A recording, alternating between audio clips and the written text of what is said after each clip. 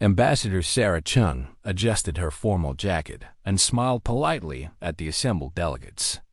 The Grand Council chamber of the Galactic Concord was impressive by any standard. Crystal walls stretched toward a ceiling that seemed to blend with the stars themselves.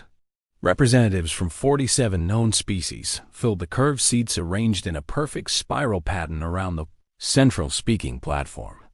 This was humanity's first formal introduction to the wider galactic community. Earth had been discovered only 3 standard cycles ago, and the Concord had finally agreed to hear from this strange new species that had somehow developed faster than light travel on their own.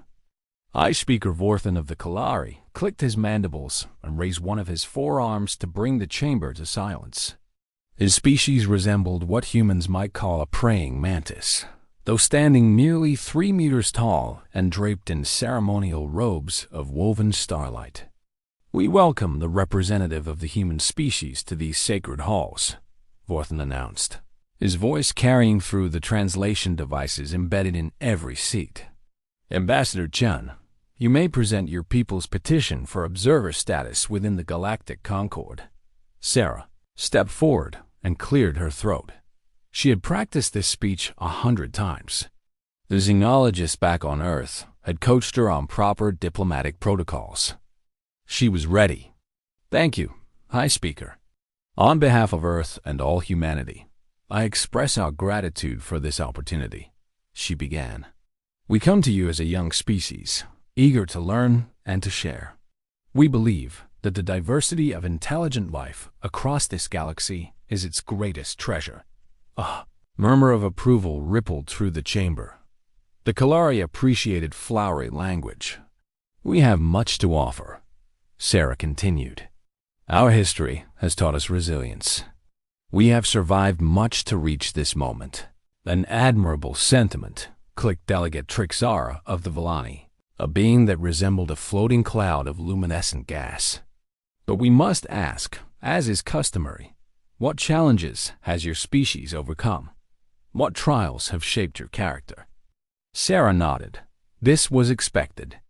Every species was asked to share their founding struggles. It was meant to build empathy and understanding. "Of course," she said. "Where should I begin? Our planet has experienced 5 major extinction events during the development of complex life. We evolved during the aftermath of the 5th one, which killed about 76% of all species on our world." The chamber went very quiet. Vorthan leaned forward slightly. "I apologize, Ambassador.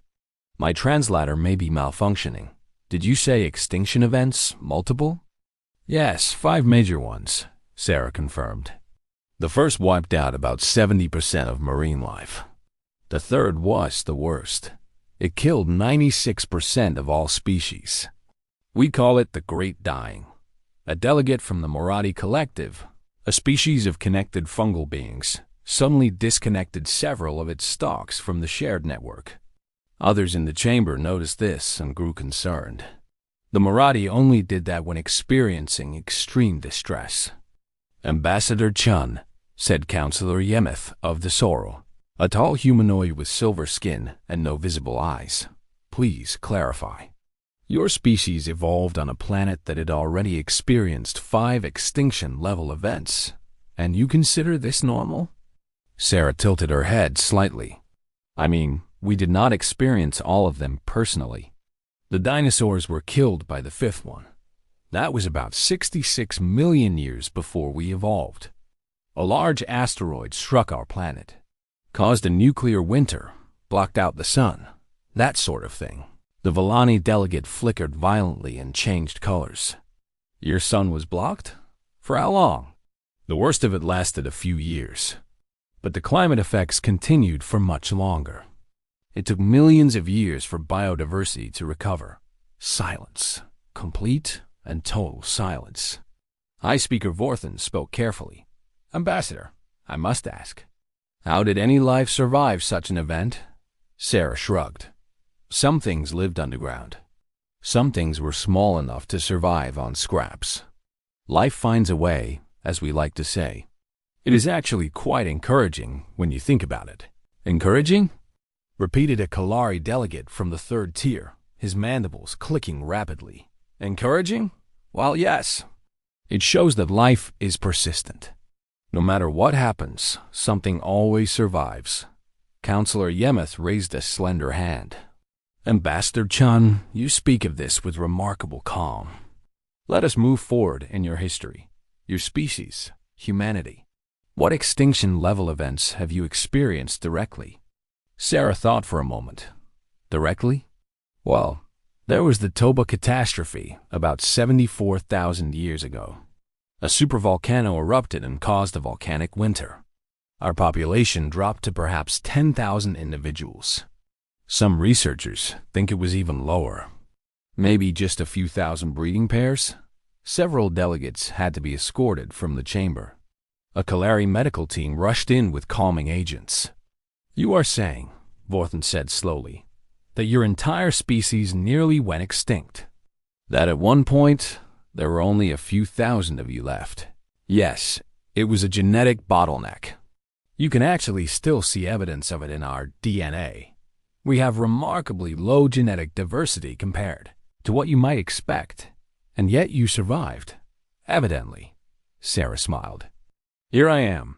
The Marathi collective had completely disconnected from itself. Individual stalks were now rolling around on the floor in what appeared to be panic. Other delegates were helping to collect them. Perhaps, suggested Delegate Trixara, their gaseous form now a concerning shade of purple. We should take a brief recess. Of course, Sarah said pleasantly. I can wait.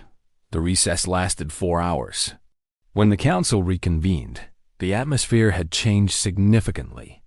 Medical personnel were stationed around the chamber. Several delegates had not returned at all.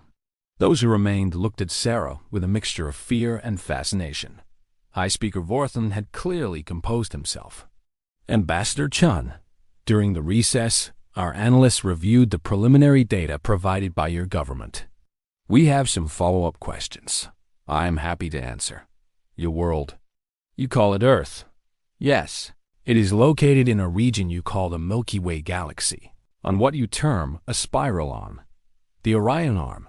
Yes. And this planet. It has active tectonic plates. It does, which cause earthquakes and volcanic eruptions. Regularly. Yes. Vorthen paused. And you built your cities on top of these fault lines. Some of them. The land is often very fertile near volcanic regions. A Sarl delegate fainted. Aides rushed to assist. Vorthen continued. Your planet also experiences hurricanes, typhoons, tornadoes, floods, droughts, and something you call blizzards. All natural parts of our climate system, Sarah confirmed. And you evolved there. By choice. I do not think evolution involves choice, High Speaker. We adapted to the conditions. The conditions, repeated Vorthen flatly. Ambassador, your planet has a surface covered mostly in water. Undrinkable salt water.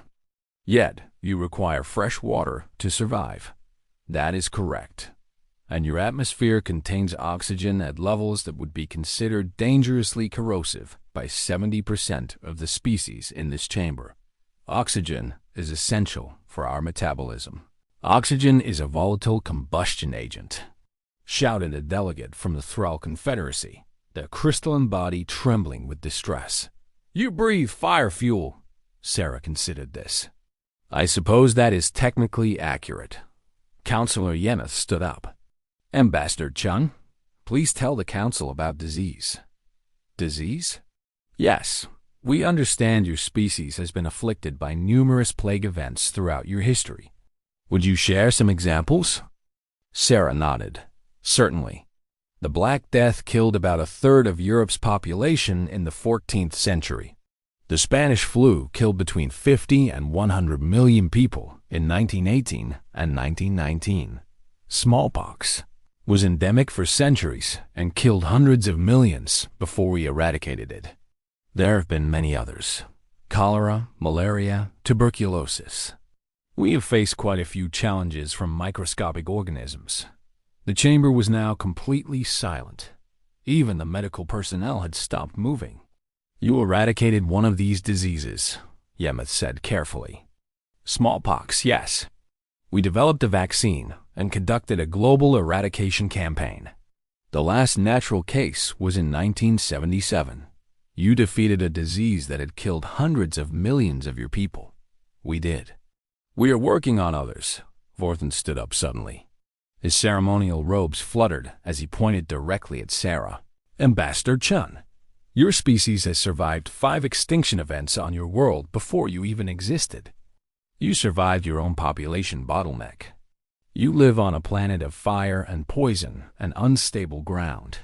You breathe corrosive gas. You drink from a planet that is mostly covered in undrinkable water. Your world attacks you with weather systems powerful enough to level cities. Microscopic organisms have waged constant war against you for your entire existence. And you defeated one of them. Sarah nodded slowly. That is a fair summary. How? Vorthen demanded. How are you still alive? Sarah considered the question carefully. She thought about human history. She thought about the ice ages that her ancestors had survived, wrapped in animal skins and huddled around fires. She thought about the wars and famines and plagues. She thought about the floods and the earthquakes and the volcanic eruptions. She thought about Hiroshima and Nagasaki and the Cold War.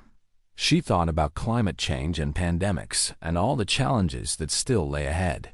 Stubbornness, she finally said. We are very stubborn. The Galactic Concord was adjourned for 3 full days while delegates processed this information. When proceedings resumed, the tone had changed entirely. Representatives who had previously been dismissive of humanity now treated Sarah with obvious respect. Several species requested bilateral meetings to discuss potential alliances.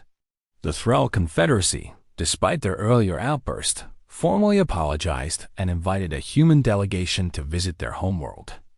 High Speaker Vorthen approached Sarah privately after the final session. Ambassador Chun, I must confess something. Yes, High Speaker? When your people first appeared on our sensors, we debated whether to make contact at all. Some argued that a species developing in your region of space could not possibly be sophisticated enough for meaningful interaction. We expected primitives. Sarah smiled. And what do you think now? Vorthen was silent for a long moment. His mandibles clicked softly, a sign of deep contemplation in Kalari body language. I think, he said finally, that we have been very fortunate that your people chose diplomacy as their first approach to the galactic community. With respect, Ambassador, your species is terrifying. Sarah laughed. We are just survivors, High Speaker. That is all we have ever been. That is precisely what concerns me, Vorthen replied. You survive everything. One begins to wonder if there is anything in this universe that can actually stop you. The human ambassador considered this question. She thought about the thousands of generations that had come before her, fighting and struggling and persevering against impossible odds. She thought about every disaster humanity had faced and overcome.